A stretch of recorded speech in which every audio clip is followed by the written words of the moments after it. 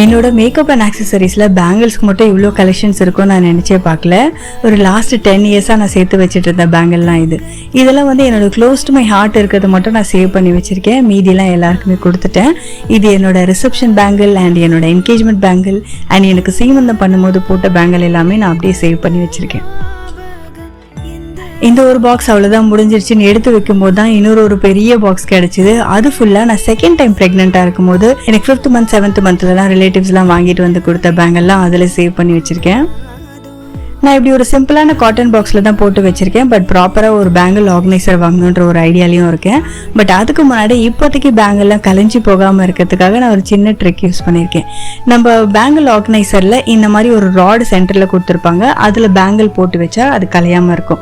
So நம்ம ஏன் இதையே பேப்பர்லேயே பண்ணக்கூடாதுன்னு சொல்லி நான் ஒரு A4 ஷீட் எடுத்து ரோல் பண்ணி அது உள்ள பேங்கிள்லாம் போட்டு சேம் அதே காட்டன் பாக்ஸில் லைனாக அடுக்கி வச்சுட்டேன். அந்த பாக்ஸை எத்தனை தடவை எடுத்து ஆட்டினாலும் பேங்கிள்ஸ் கலையிறதே இல்லை. அண்ட் எடுத்து யூஸ் பண்ணுறதுக்கும் ரொம்பவே ஈஸியாக இருக்குது. இது ஒரு சூப்பரான ட்ரிக். கண்டிப்பாக நீங்களும் ட்ரை பண்ணி பாருங்கள்.